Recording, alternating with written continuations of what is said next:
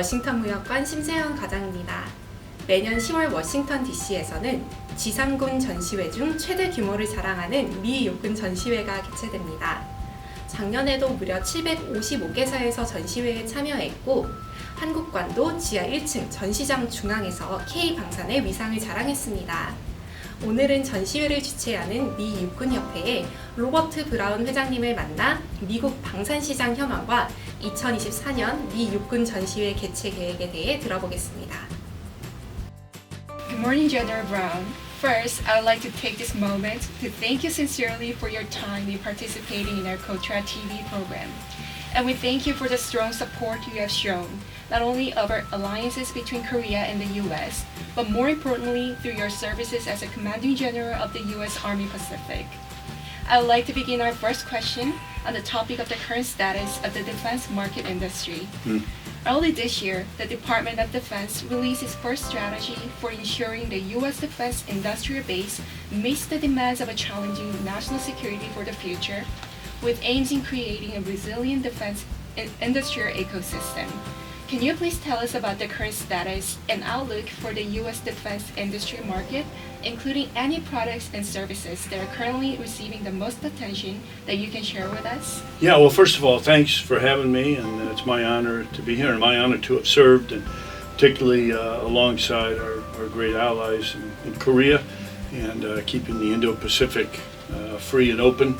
I would say, the defense industrial base is a real challenge for all countries right now. A lot, what happens when you have conflict, the defense industrial base will build up and meet the levels, and then as you come out of conflict, it doesn't sustain that high level. It drops to a lower level. But what we're finding today, there was something we haven't seen for many years, really probably since World War II.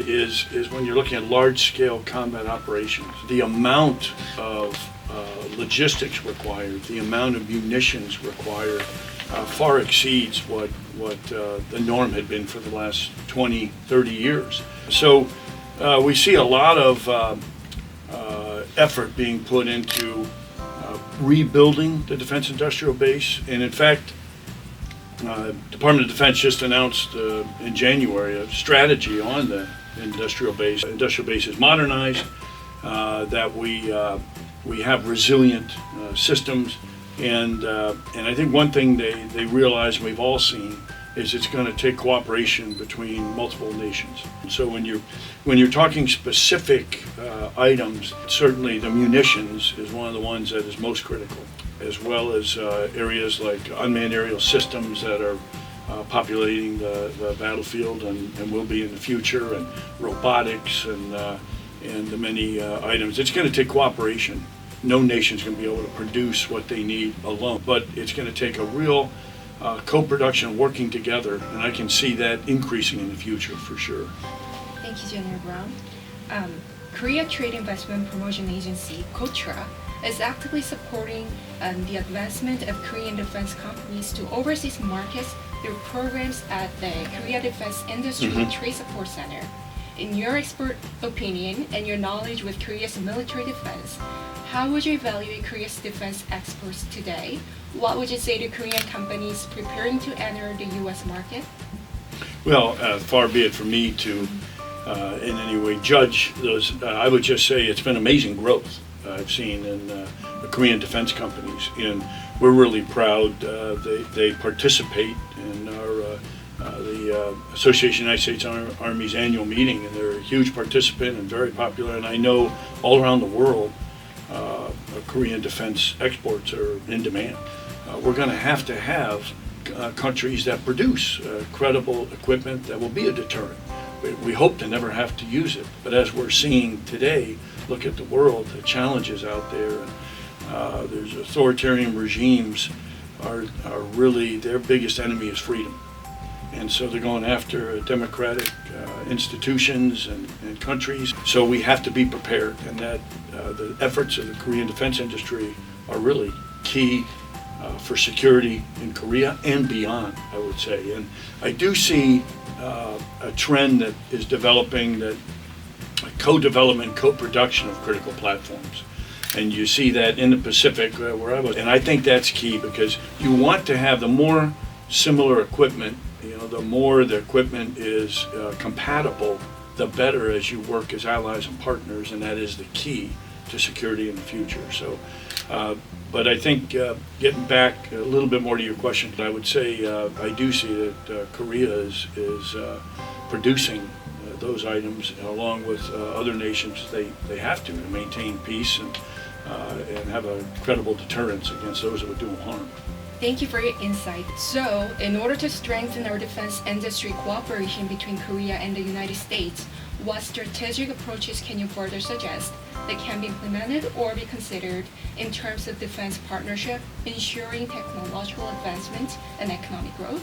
Well, it goes to, it's a great question, both being successful in the conflicts and then preventing them in the future is really through working together, cooperation, allies and partners. And we have tremendous alliances in the Indo-Pacific, a very strong, in fact, 5 of the 7 top alliances the United States have are in the Indo-Pacific, and of course a key one is with South Korea and the key alliance there.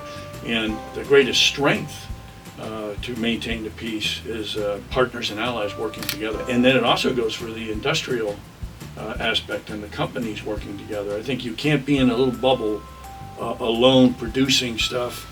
You've got to cooperate and work with others, and these co-development, co-production is really the future as I see, because it is the biggest fear of the authoritarian regimes that want more power and want to go after democratic and free nations and disrupt the free and open Indo-Pacific. That'll require some changes to policy in both nations, the United States and Korea.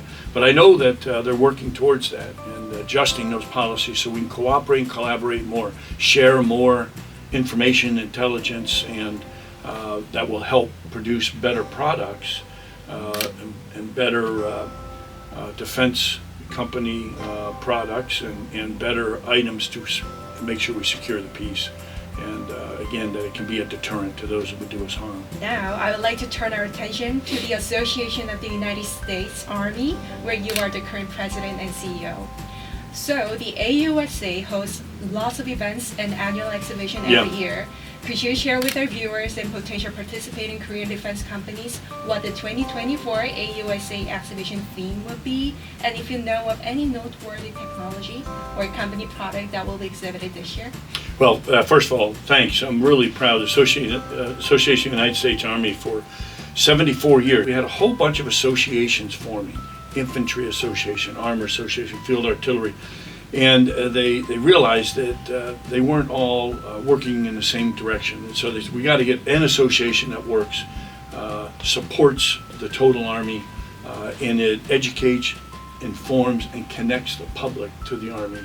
And very proud that was Association of the United States Army. So one of our key events, as you mentioned, is the annual meeting. And we're very excited. And last year, for example, we had 92 countries, a record, attend the annual meeting.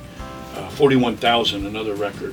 So it's very popular. I think the Korean pavilion is always a tremendous one. And the technology is amazing. But folks that go for the first time, they will walk around the floor just in awe of all that is brought to the annual meeting. And then you have the face-to-face interaction, which is so key. And you just learn a lot. The theme you asked has not been determined yet. The Army really selects that theme, and we're still working with them, and it's about 2 or 3 months out we'll have the theme. But I do know that we're very excited that we're recognizing the non-commissioned officers in the United States Army who have made us one of the world's best armies and are the backbone of the Army, we call it, and we're honoring them at this year's Association of the United States Army. So that'll be very special. They enable the officers and the leaders to empower our non-commissioned officers, and it's something most armies don't have. The ROK Army has it. A lot of, I would say, really the key armies that have an advantage of non-commissioned officers are democratic, free nations that can empower those non-commissioned officers. And so to name of those 750 companies, they will bring all kinds of stuff. And the other thing I think is real interesting, you will see a lot of produced and developed items from multiple countries involved. Like Apache helicopters, normally are made in the United States, but working with several other nations will make parts of the Apache there in their country and get some parts from the United States working together. So I think that's a key part, interesting part of it as well. Thanks. I hope that answers your question. Hope to see you there again at the Korean Pavilion and at the overall meeting. Thanks. So this ends our KOTRA TV interview. Again, thank you for your time and participation. Sure. Our viewers will appreciate your sincere and informative responses. This is it. All right. Yeah. Okay. Good. Great. Thank you Thanks. so much. Yeah. Thanks very much.